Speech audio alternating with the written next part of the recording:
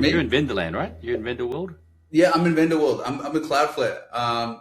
But funnily enough, David, we're actually connected. I don't know if you know this or not. We have we share the same alma mater. So I also I went to Newington from I did my primary school there actually. Did you?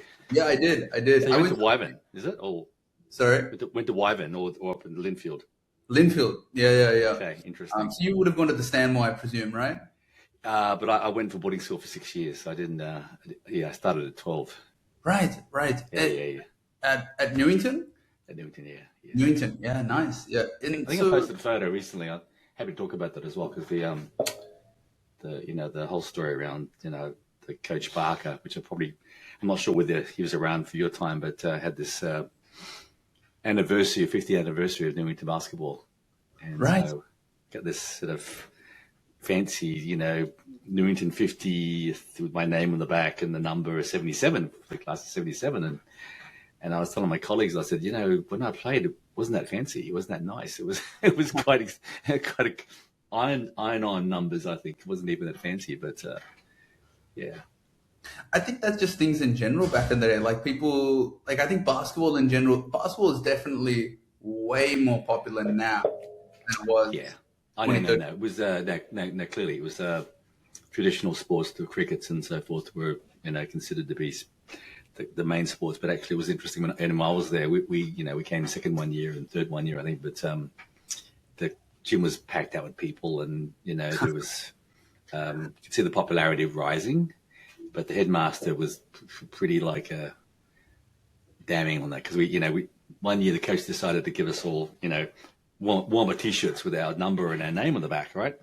And the headmaster said, no, you can't do that. That's too commercial. That's too And now you see people with with numbers and names and adverts and stuff, and it's normal. But we all joked about it having this t-shirt we couldn't wear anymore because it was considered to be renegade. There you go. It's interesting, right? I think nowadays, just as you mentioned, it's becoming more commercial, and now I think it's a status. It sounds like it wasn't a bit of status thing because if anyone walks in, because I remember when I was in school, the school captain of the basketball team was man. You know what I mean? When he rocks up. No. We thought that we thought we were pretty special because we were playing this game that was fast and furious, and you went on the water for 5 hours, fielding in the oval for cricket for 5 hours, and we kind of thought we had the best sport, and people just didn't understand it. But yeah, it was nice to go back actually after so many years and see people some people my year above me. Yeah, I haven't seen since 1976. Wow, it's a long time to see people again. Sort of recognize them because they've changed all they have no hair left, or they're a bit overweight or something. Yeah. Hey, well, you look good, David. I don't know what you've been doing. Thank you, mate. No Botox, no injections, no injections, not yet, at least. No. No, not for me either. But yeah, to answer your question, so as I mentioned to you, I did primary school in Newington. I graduated from Knox Grammar. After school, I did a degree in international business at UNSW. And throughout, I always worked more in sales side of things. I hadn't worked in tech sales, but I always was customer facing. And I found that that's something that really worked well for me. And I recently graduated. So I took my time with my degree. I worked full time throughout. That's very clever, actually. Yeah, I think so. I told my kids to do the same thing. They'd listen to me, so they went into 5-year degrees, but they did double degrees. Right. And yeah. No, I did the opposite. I went from double degree. I decided studying. There's more to life than just studying. You know what I mean? For sure. Yeah. And that's one of the big topics we're going to be touching base on today as well. Around experience. But yeah, I'm big on. When we talk about things like soft skills, that's what I thrive on. So when I finished school, I graduated technically end of last year. I finished up with my job as well. I was working in the sales side, but not in an industry that I wanted to be in. So I left that. I did a bit of a 2-3 months holiday. I went to my home country, India. So I'm born here. Yeah. But I could tell by your accent, but it's kind of funny the home countries because I'm third generation Australian born, right? So Yeah. my grandkids are fifth generation, but so it's kind of your origins and roots. Yeah. So yeah. So interesting. So where's your heritage originally from? It's Chinese, but it's Chinese. south of So China somewhere. Yeah. right. So your great grandparents moved here then? Yeah. Crazy. Wow. Crazy. Yeah. Now then, and couldn't imagine what they went through. There's lots of funny stories you hear and some things they talk about. And, Of course. there was definitely being born in Darwin. There was definitely discrimination against Aboriginals. Of course. But it was a very diverse culture. So there was there'd be in class there'd be an Aboriginal, half Aboriginal, Chinese, an Italian, and a white person. So you kind of were not a minority. You just kind of like average, right? Yeah. So then coming to Newington, then people started calling me, Chinaman, and I was like, what? Like, what do you mean? You're giving me racist? I'm like, what, really? And it was kind of shocking to hear that for the first time at the age of 12 or 13, and realized I couldn't fight everybody. I couldn't beat them up. Yeah. No, I love to tell people. Now I've got similar. I mean, I couldn't compare to obviously previous generations, but boys' schools are funny, right? Because for sure. That was we have to talk about that too because I talk about it when I do some keynotes. Rohan, and I'll talk about being the fat kid, arriving at Newington and being the fat chubby kid, and Newington sort of forced you to play sport, and being the boarder, they forced you to run, forced you to do lots of things, and so you get sort of stronger and fitter because of survival, I guess. So Darwinian, Charles Darwin type theory, yeah. I'm of the same belief, except I put in my layman's terms explanation is it's prison rules. You know what I mean? Like that's what I do. Total prison rules. You know what I mean? Like you gotta survive out there. You either survive or you die. One way or the other. By the way, the Newington guys are going to hit me up to do some mentoring there and do some, go back to school to talk about careers and so forth. So I'll do all that, and so it's all fun. But yeah. That's awesome. That's awesome. And like in the blurb of your book, so I just for viewers, obviously, I'm sure everyone's familiar. But David's recently wrote an incredible book, The Day in the Life of a CISO, where David has brought in a number of top CISOs across the country and international as well, in Japan as well, and to just sort of discuss a little bit about the experience, what it took, some of the learning lessons that they've had. And I guess really, really, really hard. Right? And I say, look, I've actually, by the way, started book 3. Oh, really? I'm on probably one page 18, I think. Right. But it's actually how to sell to the CIO and CISO. There you go. So that's you the guys book I love think that. You guys love that because it's actually. I've actually sold as a consultant. I've sold. I've also, obviously when I do advisory work for first tech startup firms in Silicon Valley and Israel, I'm selling. But I've also been at the side trying to receive and saying, no, that's just not going to work.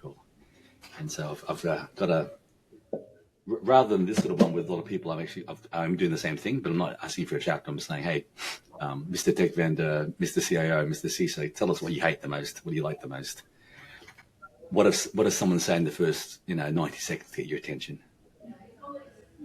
Because I was talking to a guy the other day who was the chief risk officer, and he used to be a CISO, and he said, "Oh yeah, David." Someone called me the other day, literally, and they just for the first 5 minutes they wouldn't stop, they wouldn't pause, they just pitching at me, and I said, "Yeah, and you wanted to hang up, right?" He said, "Yeah, I did, but I had no chance to because it was just like." Yeah, that's interesting. I'm super excited for that one as well. So what's the timeline for that? I think the contract said that it's going to be. I think I asked them. I said probably by August, September next year when they launch it. But the contract will say November. Give me some more buffer. Right. But if anything, I'll be ready. It's my first book. I was probably 2 months in advance. But this book, it was actually down to the wire. Literally, Wow. we had to get a print that night for the event I was doing for the Adapt event in Melbourne. I was doing a conference, and I got literally this final copy at 3 a.m. on a Friday. I read it from 3 till 7 a.m. the whole book because Wow. I know the contents. So I was like reading for flow, and I thought, I like this. This is because you've read it in pieces, not in the whole end to end, and then I spent 4 hours reading it, and then I said, okay, print, can I print? I went print that night. But it was down to the wire because I literally had then 6 or 7 or 8 business days to print books for the Melbourne event. Wow. Yeah. It was a bit scary. I can imagine. And so I've actually got a copy of the book here just for everyone. And just to let you guys know as well, it's so weird. I find it so strange speaking in third person sometimes. There's actually in the inside. So someone like myself who's just interested to get a perspective on the CISO. So David's actually just written his own sort of take on every chapter. So if there's a particular focus point that you want to have, whether it's in a particular chapter, you can just go through the intro, through the content, and see what topics sort of reach out to you. It's over 500 pages. And something I think is also worth mentioning is that David has gone out of his way to actually create an AI attachment to this to the book as well, and also an ebook as well. So it actually compiles. And David, I feel like I don't. Feel free to jump in if I've missed something. Yeah. The AI component, that's interesting. I've never heard that before as well. I think it's very. Yeah. You know what, Rohan? It was tricky because during the process of writing the book, you'd get, you'd interview somebody, you'd let's take the example of Sandra from NAB, right? So Sandra, May 2024, said, yep, I'm in. And then talking to his EA, trying to get his time. And it's like, okay, well, how about there's a half an hour slot in this date in November 2024, which is like 5 months later, to get a half an hour slot. And I said to Sandra, actually, I'm going to be speaking at a conference. I'm doing a keynote at this Australian Payments Network conference. So I'll get into the speaker's room, I'll press record and use transcribe on Zoom and get 24 pages of just like conversation we're having with ums and ahs. And I literally said, okay, I want to be pure here. I'm going to use manual processes to take out ums and ahs, no AI, okay? And then the whole process then is that you then send it back to people. They may enhance a little bit, then you go, the zero GPT guideline says you actually got 80% AI here, let's humanize this, let's change the words. And so there's a real negativity about AI. And then after you published and gone through those hoops of that, then actually we have a new feature. The publisher says we allow you to go and search stuff. And the AI is like, well, but it was the weirdest thing because you kind of been avoiding AI, checking for AI, making sure it has an AI, even a graphic image, right? Can we go and buy an iStock photo? Let's not have someone generate something, because we wanted to not go down that path, because there's been a lot of people who've been on that path and cheated. And so it's weird. It's a weird situation then. Yeah. Because you want to keep the writing original, but at the same time you want to be able to, you respect the fact that when you're dealing with so many decision makers, that time is of the essence. Both for yourself and the person who you want to bring in. So right. I think you found a good middle line there. Oh, it's the hardest book. I think the first book being written by myself is easy because you just sit down and write. And I was still working in Macquarie then, so I spent right. 3 or 4 hours on a Sunday afternoon. We do yoga in the morning with my wife, and then after lunch got sort of cleared mind to think about things. But this one's hard because you're working with 28 others and chasing them for your chapter. You're always chasing people and, hey, revision 5, revision 3. Where are you with that? And they're busy. They've had an incident. They've had some whatever's going on in their life, and then you're hassling them. So that was it. It was a very interesting experience, I'd say that. It's funny. It sounds like you're in vendor land now as well. Yes and no. I mean, I'm obviously now retired officially, so yeah, absolutely. Lots of different things and. Just making a joke. I understand. Yeah, and listen, I think I'm enjoying this. This is you don't make books to make money, okay? Of course, publisher might make money, but you get speaking engagements and stuff, and then, but also feel this giving back. It's actually then how do I help next generation of others? And so that was then how do you enlist other people to say, hey, are you interested in helping? And it's kind of nice because you get a lot of people who say yes, but also some people who say no. Okay, and I won't name them, but oh yeah, I'm happy to do that, or I can't get approval from my company, then they like drop out. And so I've had probably about 5 or 6 false start chapters where they started, and I wrote my introduction and introduced Rohan, and then Rohan went quiet on me for months and months and months, and I say, so I'm guessing you could get approval. Yeah, okay, and then they, you move on, but it's the way it is what it is. David, I feel like we have see, you're meeting me for the first time, but I've been listening to a lot of your, the, the podcast that you have done, and a lot of what you talk about, and I feel like we get along in a lot of ways. One thing that I really like about you is you're very purpose driven. Even in the book that you're writing here, the purpose of this book was to help the next generation of cybersecurity leaders. On a weird note, I have Buddhist friends as well, and all my Buddhist friends love him to death. You know what I mean? Like, I feel like philosophy, I feel like very good. I think that's a large part of where it stems from as well. But yeah, I think you're a very purpose-driven person, and I believe in your sentiment of trying to help the next generation of leaders as well. And I think, and I can relate to you. Like, I reach out to people, I reach out to guests as well who agree, and then they go cold on me as well, and then I have to go, oh, Yeah. hey, Ryan, life is full of discovery. I mean, that's part of the fun of it. And so, there are some decisions you make which are great, some are not so great. So I've made a lot of mostly great ones, luckily. Yeah. But you've got to think about it. So even being a Buddhist, what am I going to do? My mother was a Buddhist, and I went to Newington, which is a uniting Methodist college. I think it was a Methodist Presbyterian college. And then after that, in my life, you can go, well, actually, I'm interested. So I go and study. I go to the Ganges and see the spirituality there. I go to Tibet. I go to the Vatican City. I go to Israel, and you kind of just, I kind of feel holy here, But then you make a decision on your own analysis, so to speak, and say, okay, I want to do that. I want to try to, adopt that philosophy. And then actually, it doesn't mean the other ones are bad. It just means you're making a choice. So. Absolutely. No, I completely agree. So like, just to bring it back to the book, some of the things that I noticed, and I think kind of surprised me coming into this, is most of your takeaways. I would say approximately half of the takeaways you had were focused on soft skills. And I think that's very interesting. And I think that's a point that you always mention. And just for people that aren't familiar, do you want to just explain a little bit around the importance of soft skills and which ones sort of come to mind when you're thinking about what it takes to be a successful CISO?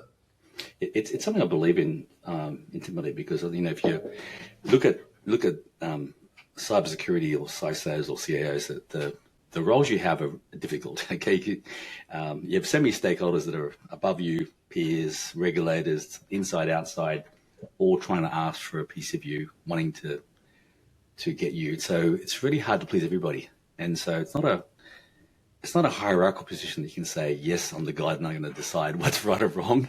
Yes, you might have some power. People perceive your power, but at the end of the day is that you've got to keep all those stakeholders and your staff and your business and management and all the people above the board happy. And so soft skills are important. When you see people are really good technically, that's great, because they can get it and they can, decide the roadmap and, this whole security by design, how the strategy's going to work, and next year, 2 years, they can map it all out. That's fantastic, right?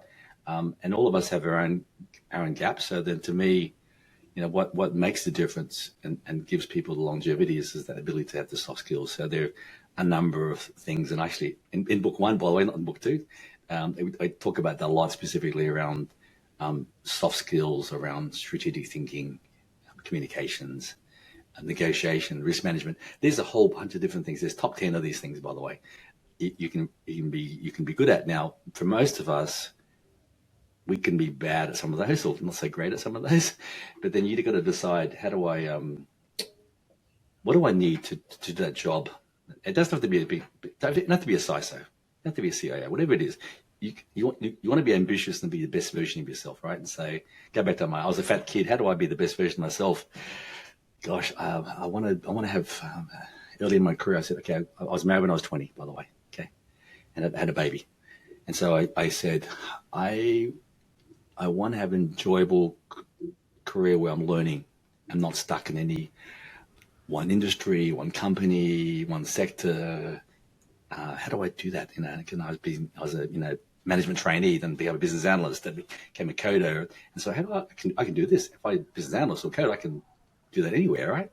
So I had this plan around saying, how do I be really flexible? And then that was so the whole soft skills piece, like Ryan, I got that early in my life. Being an early dad and realizing actually that you can you can retool your kid earlier on, because kids are all told at an age, you're smart, you're not so smart, you're good at maths, you're bad at maths. And actually, the truth is actually you can be pretty good at everything. And so when we were being a young parent, my wife and I, did so much with our kid. My son Nathan, but he blushed from saying he's brilliant. He went to the zoo 12 times by the time he was 1 year old. Okay, he learned, he could read words by 13 months. He could swim. He played the violin. He did gymnastics. He did all, because we gave him all this exposure to like the Mozart. He didn't listen to normal music. He listened to Mozart. We showed him art books, and that was Renoir, Monet. So to me, all those things were actually then I can apply this to work. If I actually work with people and actually treat them well, try to teach them things, and actually they can actually do anything versus being told. So to me, actually, how is a leader making everybody their best version of themselves? And it's all through soft skills, trying to convincing them. And so many times I've been thrown in the situations, I have to learn actually how do I get through this. Okay, and it's soft skills that get you through this stuff, not the smarts or the technical nous. For sure. What if you had to name? Obviously, we've discussed top 10 soft skills.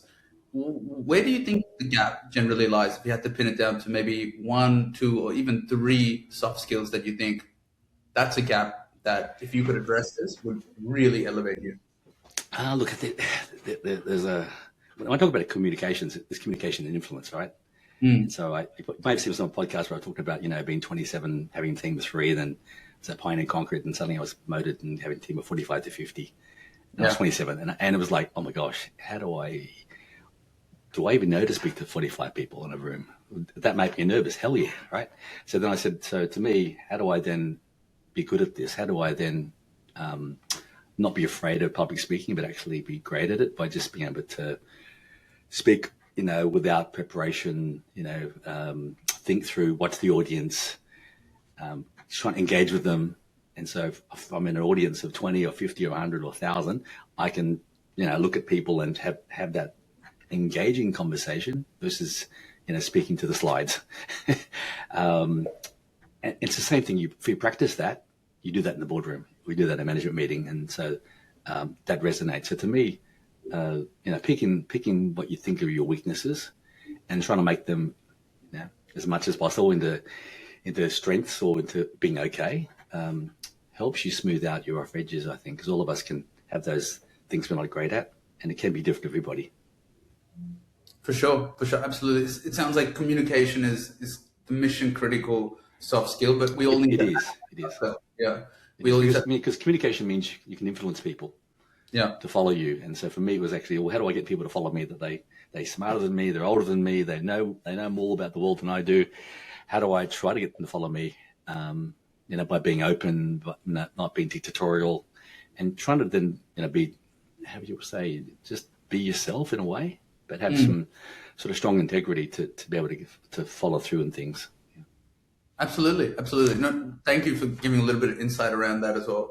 I think one of the other things that I really wanted to discuss with you is, you've worked across 18 countries, is it? I lose track, honestly. I think HSBC, I had 19 countries, but I've lived in 5, I think. I lived in China and Hong Kong, and Japan and the US, Australia. So I've lived in different places, but it's had some fun. I can imagine. One of the things I really wanted to discuss with you, and I think this is a consistent thing I've noticed, for the people that are born and raised here, to communicate with people from the South Asian region, there's a barrier. You know what I mean? And for someone like myself, my parents are from India, so I understand a little bit of the cultural barriers that might exist. I just wanted to ask you, for Australians that are working with people from that region, what are some of the things that you might recommend when it comes to leading teams across different cultures? Yeah, it's probably narrower than that, to be honest, Brian. I think I've learned that for every group I'm working with, so living in Japan, for example, working with Koreans, Filipinos, Indians, everybody's got differences and there's complexities in that environment, complexities in their culture. You'll never understand. And so whatever you're learning is at the surface level. And so always be respectful. Always be respectful of culture. So it's different, but it doesn't mean it's worse. It's just different. And then to me, the lesson I've always learned is that every team, whether team or country, has a natural advantage where they're good at something.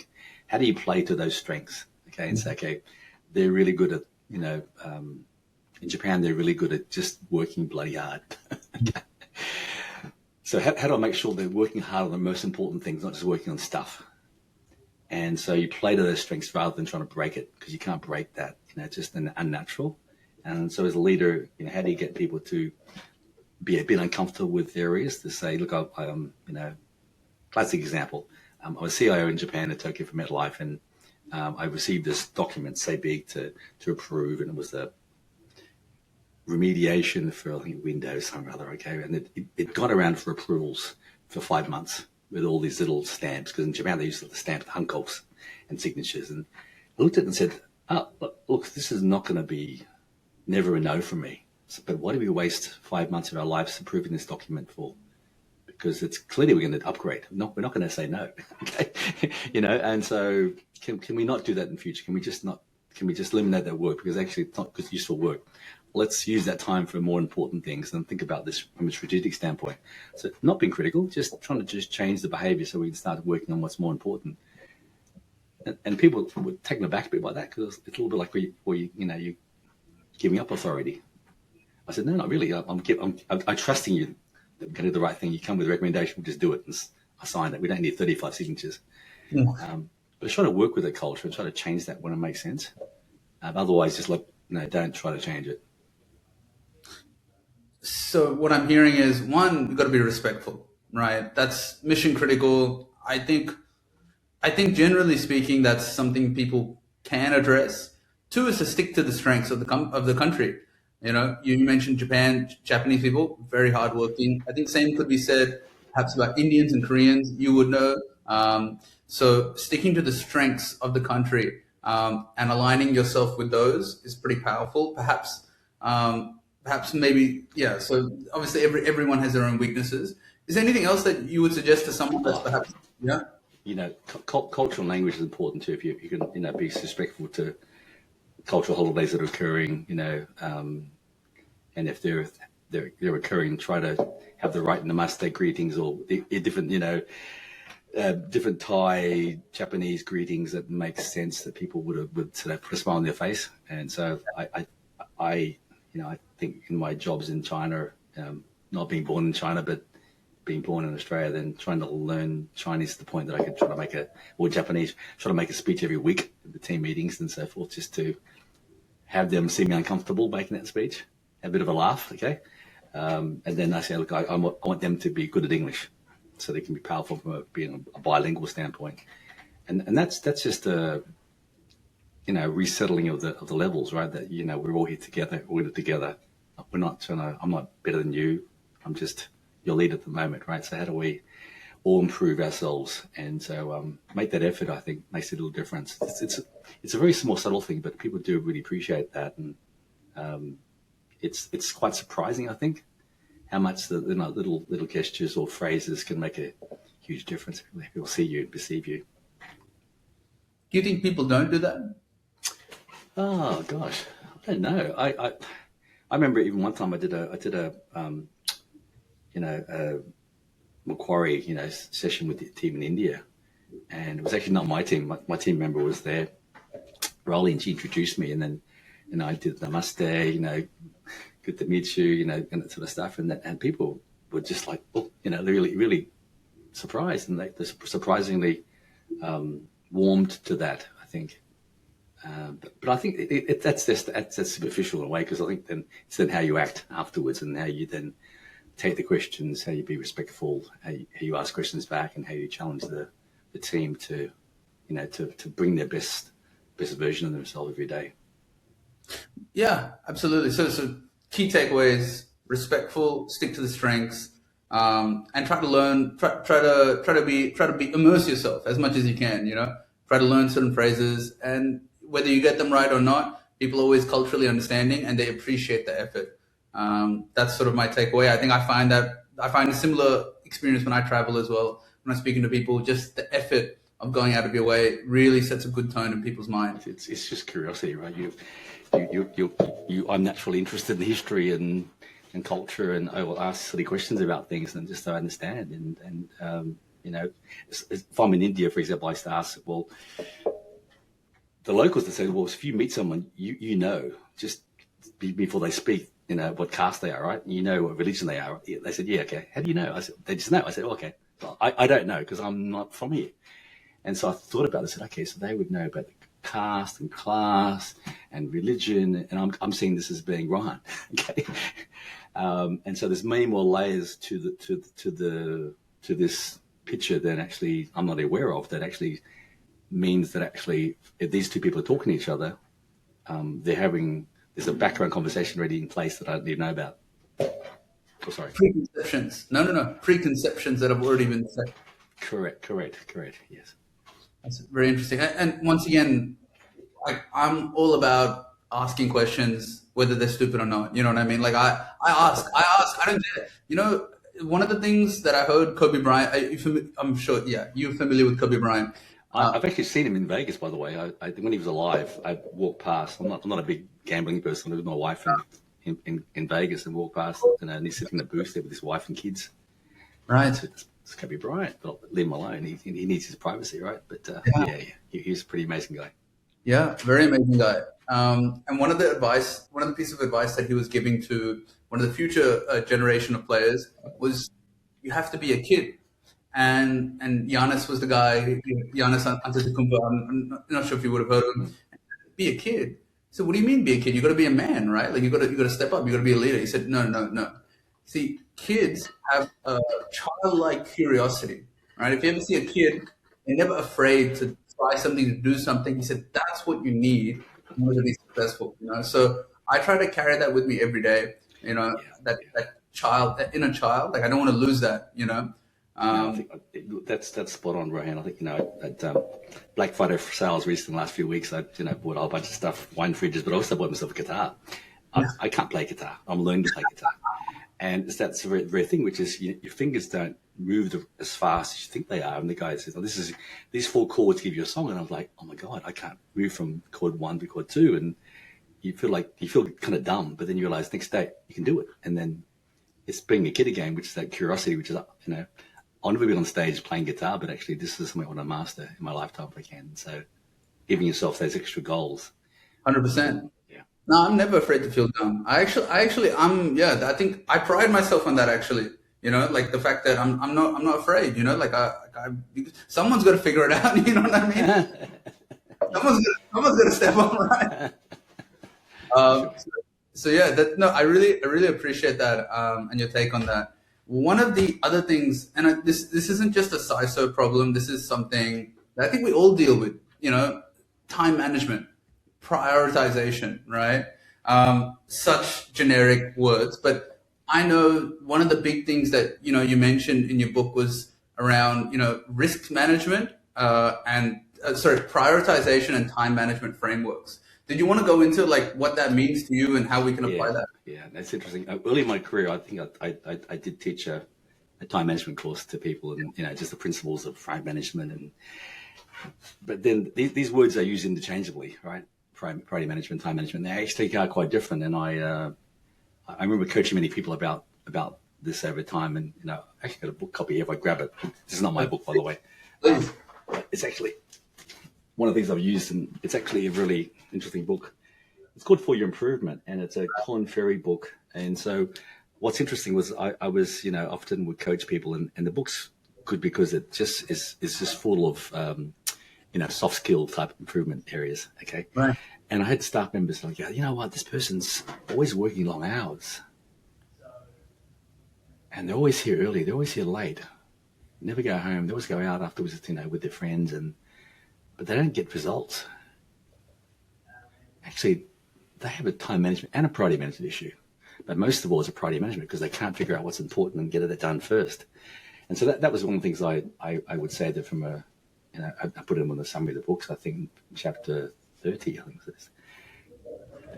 30. Which is, if you're a executive or even a leader, if you have to choose priority management, because that's all about being strategic, which means today, this week, this month, I'm going to focus on this, okay, and get that done. And that's the most important thing. Versus time management, which is about slicing time, being efficient.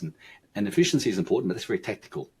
And it's not as important as the strategy piece to me, which is the priority management piece, to say, look, what, if I can do A and B today, I'm good. I can go home. I don't need to spend all night long here and suffer, because I've just done what's important, the most important things. And to me, Ryan, I would often say this, I'd go to yoga in the mornings and have that sort of reflection, as I'm doing my sun salutations, whatever, and I'll think, okay, I must do this today.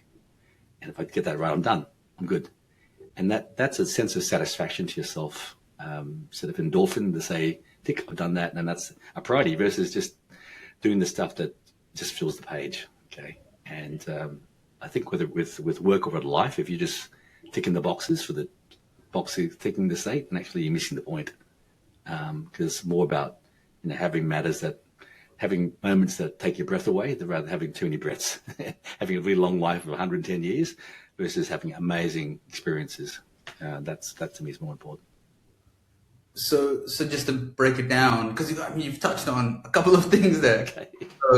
In the sense that, you also talked about, at the end there, you also talked about being kind of purpose driven in a way by having one set task for the day. Once you've finished that task, you can kind of leave for the day. And I think that kind of, I can relate to that, because I'm always early into the office, right? But I still finish my work at the end of the day thinking, oh, I've got these things I need to do. I never really feel like I've accomplished the day. I feel I've accomplished stuff, but I don't feel that sense of satisfaction or that purpose, that I've ticked my purpose for the day. Which is that kind of in line with what you were discussing? That maybe there's always more to do. There's always more to do. But you always be hungry about doing, but also it's just to have the satisfaction of knowing you've done the key things. Now, that being said, Ryan, we have a plan, and today then something goes wrong. If you're a CISO, there's an incident, there's a report, there's some project that goes off the rails that you got to go and run traps with.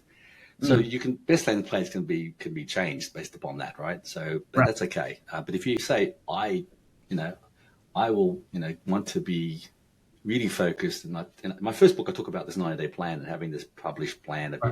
If you've seen that, and being very explicit around people, process, technology, whether reviewing the team, reviewing the strategy, updating the strategy, refreshing the and then actually sharing that. Like, to me, the transparency piece around sharing that sort of plan, and then sharing that with your boss and your staff and your peers, and saying, I'm working on this. And then, oh, by the way, I didn't quite hit that one. Or I did hit this one. You set your tone. That's a soft skill, right? You're setting your brand. You're setting yourself for success to say, I'm going to be focused on these things. And actually, what you're asking me is actually not on the list. So I can't really focus on that. That's quite powerful, because you're priority managing what's important. And they might disagree with you and say, David, you actually, that project or that, whatever you're doing there actually is not as important as this. Okay, let's debate that. And if you're right, I'll change. But I need to be focused, and that really helps set your own tone, because you can get distracted. We'll get distracted by stuff, right? Tell me about it. But if you have that goal, a near term and a long term goal, and how those things fit together, you're plotting that path to your North Star. Interesting. I think what's interesting you mentioned there is how prioritization links to personal branding as well. Absolutely. No, people want to work with people to get stuff done, right? That's what it boils down to. So priority management is a means to an end. It's about getting outputs and outcomes. And so the outcomes are what people care about. Now, obviously, they want to do it the right way and not upset people and piss people off on the way.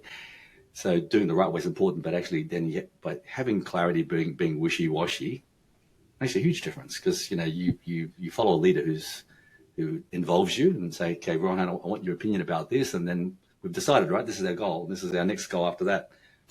You're all in then, aren't you? Because you've had your input, and then you had a chance to I can then crush you, go and get that done. I don't need to micromanage you. You love that. No one wants to be micromanaged. So all that stuff reinforces the right approach to management and looking after people, looking after yourself. Because if you look after people well, they look after you because they respect you.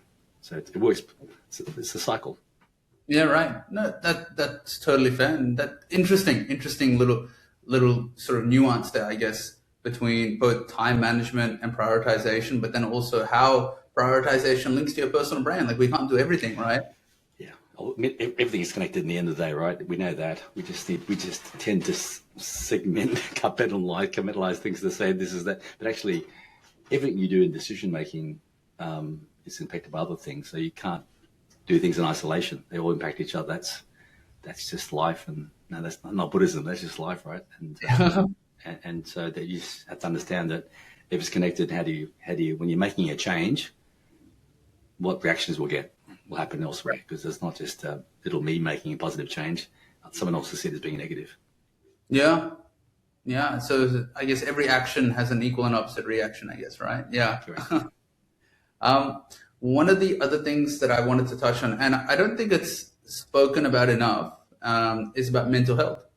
And I guess the perspective I wanted to take in is around, CISOs, in cybersecurity, we're always on edge, right? We're always on edge. So, and I just wanted to discuss this around, because I feel like sometimes it's a bit of a topic that isn't discussed enough, particularly in our industry. The last month was mental health month.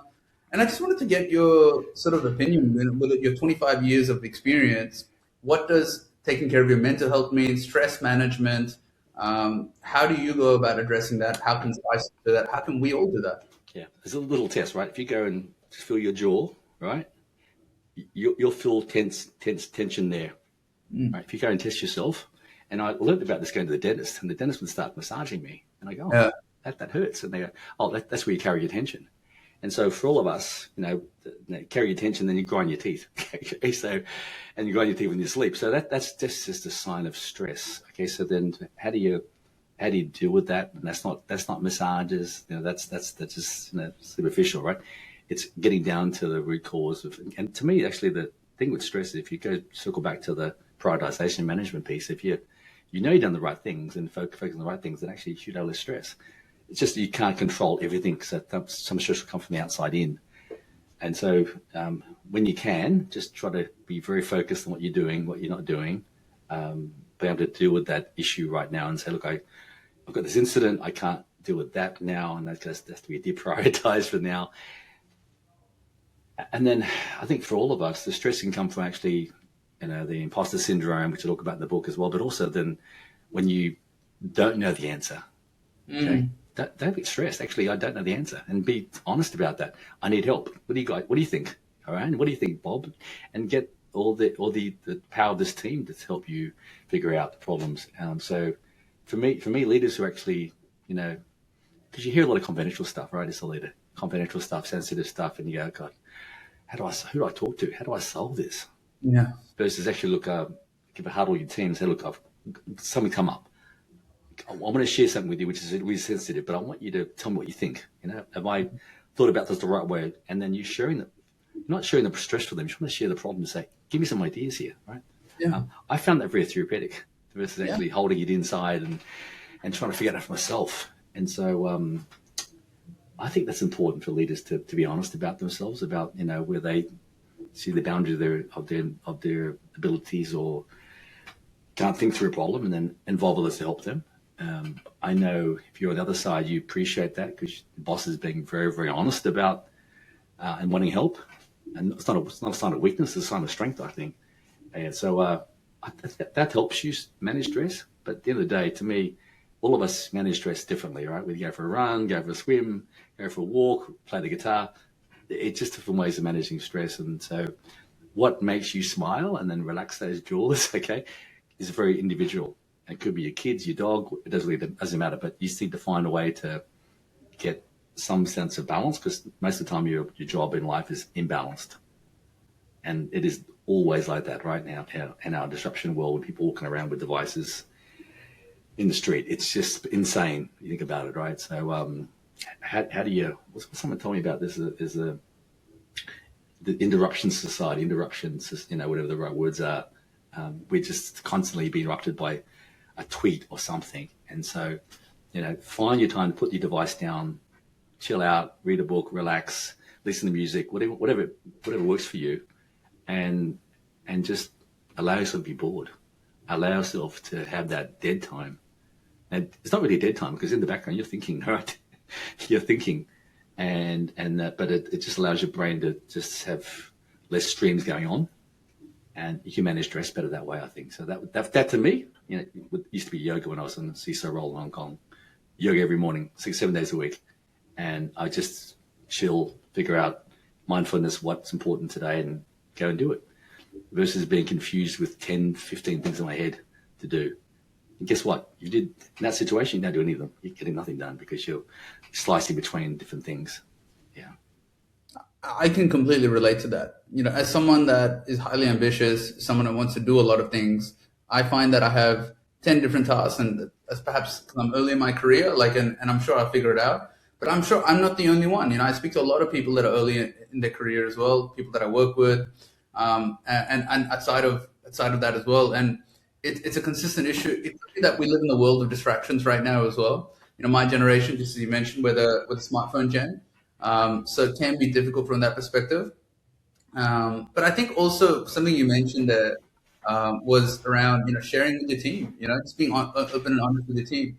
I find that leaders perhaps don't do. I mean, my experience. Obviously, your tenure is far greater, but I find that leaders perhaps don't do that as often. Do you find that as well? Do you think that leaders? Yeah, no, I think it's fair. It's fair. I mean, I've worked with some great leaders and some bad leaders, right? So, yeah, and you just have to pick up the pieces, right? Each part that you like and say, that's amazing. There's one leader I worked with who would always be very generous, always ask for input on every decision, and then got everybody to chime in and then say, okay, we've decided together this, right? Right. And then the buy-in was amazing. I said, I want to do that. And then you get to see another leader who did really other bad things. You go like, no, I never want to do the opposite of that. And so to me, it's trying to find your role models, because it's not one role, there's many different things, and try to find the best essence of what they do that made you feel good and made you feel wanted. But yet, typically speaking, it's going to be a third, right? Third really amazing, third's not so great, and third's really bad. And so, but you learn from all of them, different things. Right. What do you think separates the good leaders and the great leaders? I think, look, they all give a damn, right? At the end of the day, between good and great. The great leaders are the ones who take you places that you couldn't get to by yourself, or they couldn't get to without you. And so the great leaders make you and the whole team better than they actually are. And so you can achieve wild scale transformation, complex, difficult projects that don't work. Now, let's take the example. For my third book, by the way, I was researching this last night, and I was thinking about, okay, so tell us about projects and how many projects fail and succeed. And the numbers are frightening, right? So that, I can't quote the numbers now. 100% of all projects that start, 19%, close to 20%, just cancel. They don't finish. Wow. Okay, so that's 80% left, and of the 80%, I think it was another 50% never really delivered the outcomes expected. So that means, do the maths, there's about 20-something percent, 30% or less of projects that actually work. It's a small number, right? And so you say, okay, so we have all these project managers and program managers and different transformation teams doing all this work, and it doesn't matter if it's a $5 million or $50 million or $50 billion project, they're actually, same ratios apply, yeah? Right. But great leaders can actually make those things deliver and deliver right results. So the project's on time, on budget, and a quality product. Good leaders can get maybe some of that done, not all of it. Have to choose right between on time, on budget, and on quality. And so that distinguishes the difference between the best and the others. And what do you think it is that enables them to reach all of those objectives in terms of the project? Well, I think some people are born, some people are made, I think, this way. But I think you've got to have some experience and some failures to gain, right? So even the best have had failures and learn from that. So to me, that reflection of, oh, this worked, I'll go and do that again, but do it at a bigger scale or a different organization or different industry. That learning mindset's important, I think. And there's an element of courage as well. I think, Brian, if you not foolishness, but courage to say, actually, this worked. If I do this, and if I surround myself with people who have a like mind and willing to also do this, we can actually achieve these crazy timelines and get this thing done. And it won't be 5 years. We maybe do it in 3 or 2.5, but without being heroic. Maybe some heroism, but it gets systematized. So I think it's interesting to see when things work really well and things don't work well, and you can get a gut feel for that. Interesting.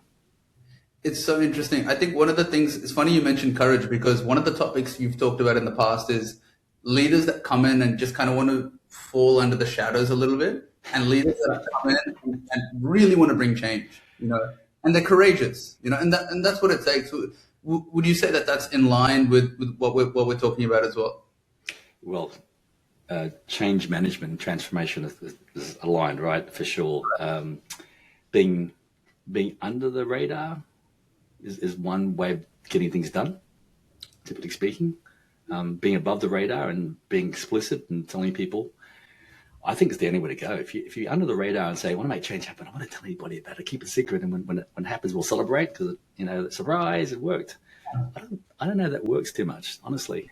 If we can be explicit, talk about how hard it's going to be, that we're going to have to work extra hard, think extra hard, work better as a team, be flexible, agile, all these things, right? We be explicit about it, then actually have a better chance than being sort of under the radar.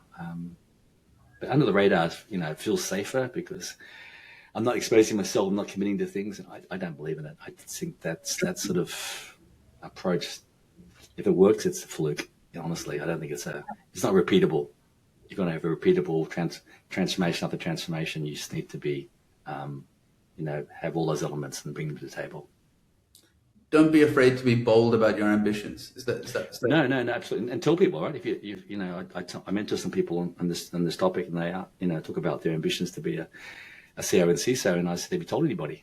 Not really. Why wouldn't you go and talk to the person that sits 2 desks from you and tell them that you wanted this job, and you want to know what they think about where your gaps are, and how can you then address that, versus having ambition and wanting to do it, but actually didn't have no plan to get there. That's just a wish then. Right. Wish and hoping doesn't get you there, right? There's actually then trying to take steps, baby steps, or even bold steps to then say, actually, I want to do this, and I'll watch me. And if I fail, that's fine, but I'm going to try to do this. Absolutely. I mean, I guess a point of concern that sometimes people might have is they don't want people to sort of wish bad upon them. You know what I mean? Like, I'm sure, and culturally speaking, we have something called evil eye. Have you heard of evil eye? I think so. Yes. Yeah. So what's your take on that? Because I mean, we're all ambitious. We all want people to know our goals, to put us in the right direction, but we also don't want haters. You know what I mean? Yeah, you're making a judgment, right, based upon your interaction with this person. Does this person got my back or not? Does this person actually, even though maybe they're my boss or boss's boss, do I think we have a connection here, right? If you don't, you can trust them. Then you don't say it, because you're not gonna work. You then go find someone outside to be your mentor and help you, because that person's not going to help you. They might hurt you. Be the evil eye, maybe what you're saying. Correct. Yeah. You've got to trust your gut, because your gut is usually right about people. And so for me, that's kind of emotional intelligence to figure out, this guy's political, she's political, he's not playing the straight bat, or he says things that suit him when he wants to. You can figure it out pretty quickly. I agree. Okay, you know what? I can test this person so far, but I'm not going to really trust him because it's not going to work. Yeah. That's the truth, right? And that's not being political. That's just being politically savvy, which is a soft skill to understand who can you really trust, who can you trust fully, and then how do you then figure out over time with your stakeholders and your staff. Again, I want to have your back, and and then make sure they know that, and you do it as well, so that when they fall over, you catch them. Yeah, don't be. So to summarize, that don't be afraid to be bold about your goals to the right people that you trust. I think so. I mean, it's a truth, because the networks and inside networks and outside networks and these mentorships. Even today, I have mentors helping me. Okay, and I help people. So it works both ways. Right. And so you always got to say to people, what can I do to help you? If you're mentoring me, what can I do to help your son or your cousin or your friend? So it's a currency, right, in a way, and so it goes around in circles. If you're expecting one-way traffic, it's not sustainable, right? People will just say, okay, this person just wants to take and not ever give back. So there's got to be some sort of bank balance there. Of course. It's funny you talk about mentors, because one of the final questions I was going to ask you is around mentorship. How do and this is something I'm looking for as well. I know plenty of others in the same position. How do you go about finding a good mentor? Good question. And the question also is the fact that it's trial and error, and it may not last forever. It may last for 3 meetings, 1 meeting, a year, 3 years. And again, you're meeting someone, you're judging. Okay, this person generally wants to help me. He or she's interested in introducing me to the network, to other, in my case, other chairs or board members or CISOs. It's all that same thing, right? And so there's a currency involved, Rohan, too, because people think, okay, if I'm introducing you to blah, let's take this one, okay? These aren't my friends. These aren't all my friends. There's 3 people that I've sort of known, but others are friends of friends of friends. And so I would try to, I'd like that person to be on my book. Rohan, how do I get that person? So you're using your network to find people. It's the same principles, which is, here's my purpose. Here's what I'm trying to do. Be explicit. I'm trying to write a book to help others. I'm interested in meeting this person so they can actually maybe contribute a chapter. If same thing applies to the mentorship. So you're looking for a mentor that helps you do this, and then this person may help me understand this industry or sector or whatever it is better. And the answer will be yes or no. And so, but you had to have clarity in your mind about what you're looking for and why this person is really suitable. And then that's a sort of a general way of doing it.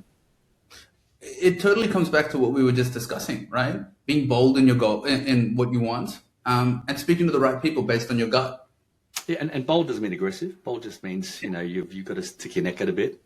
Yeah. And they'll ask you, hey, what are you looking for? What sort of mentorship do you need help on? Is it because you think I've got some specific knowledge or specific experience that you want to draw on, versus I want to get your network. Okay.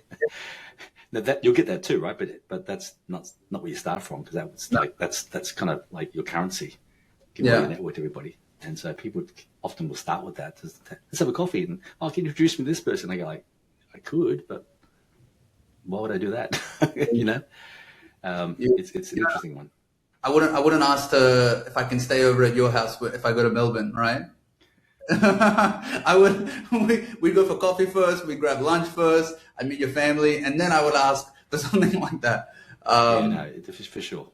But people do. People are, they people assume that actually this is it's free. I'm not asking to charge, right, necessarily, right? Okay, but can I do these things once every now and then?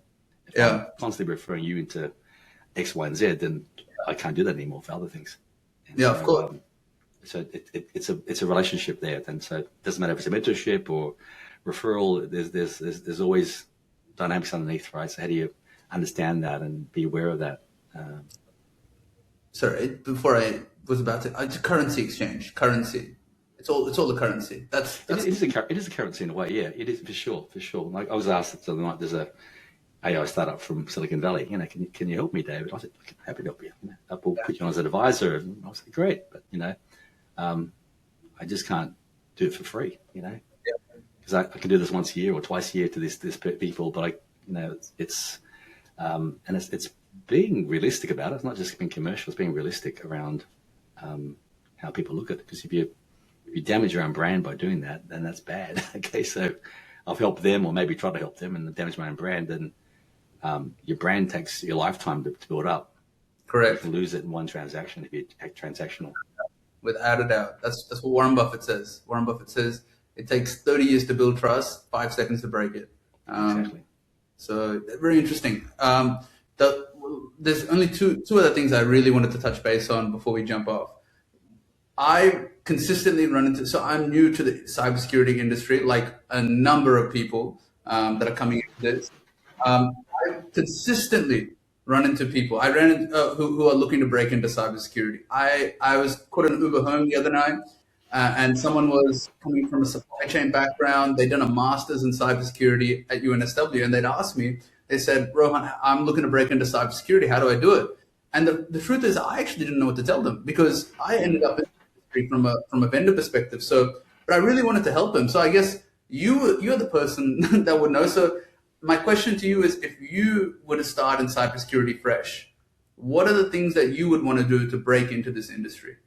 Yeah, I was helping a couple of young university grads recently that are just looking for internships, and also another person who's 30 years old who is trying to change industries and move into cyber. Right. And the answer is different but the same in a way, which is, back to my book number 1, right? Yeah. Skills, knowledge, experience, behavior. So you need some basic skills and knowledge, which you can get in a course. You can do a TAFE course, you can do some cloud certifications, you can, go off to university and do some training, some basic training around, Python, whatever you're learning, okay? It's going to be useful.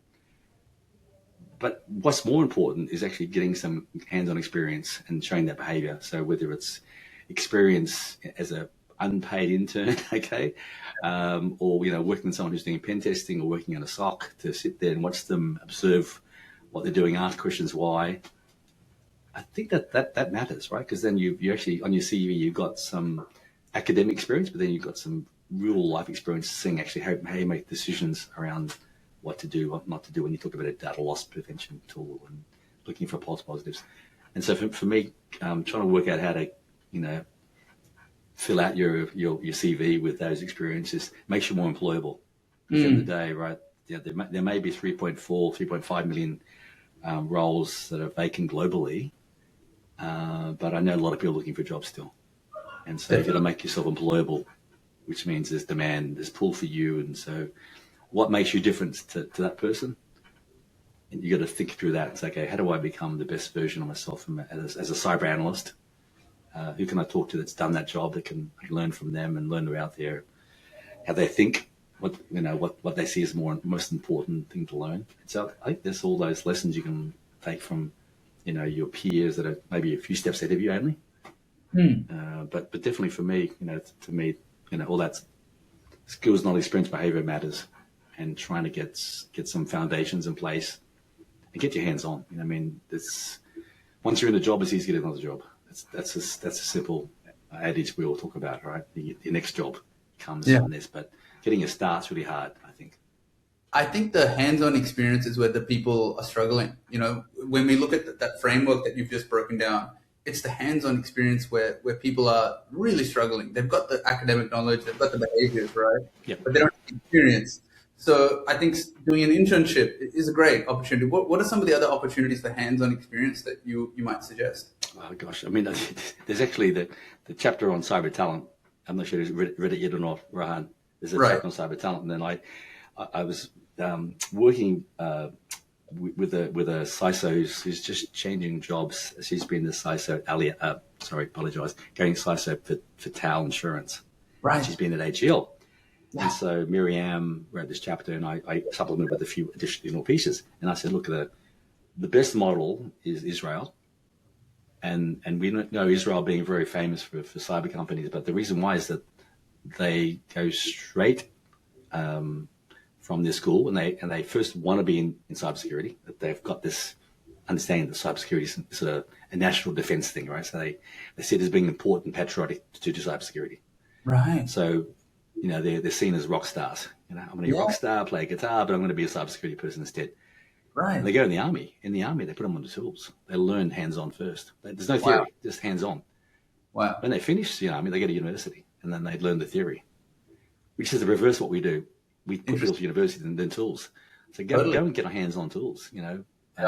Find some ways to go to ranges and play with things and learn about the tools. And then you can learn the theory. And then you put the two together. That's how you might change the DNA of nations, I think. And except for Israel, no one's done that yet. And that's why they're so good at cybersecurity.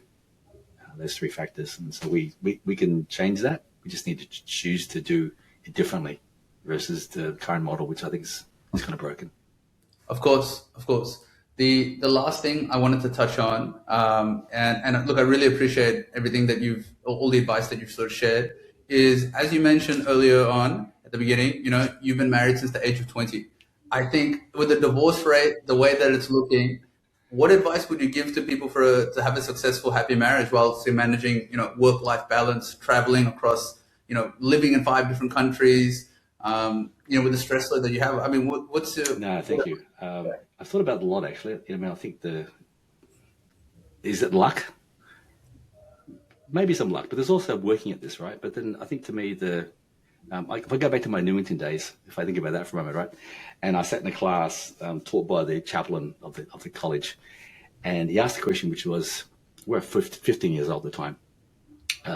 Everybody in the class, please stand up and tell us what's your criteria to when you get married. And all the boys are talking about beautiful and sexy and all these things.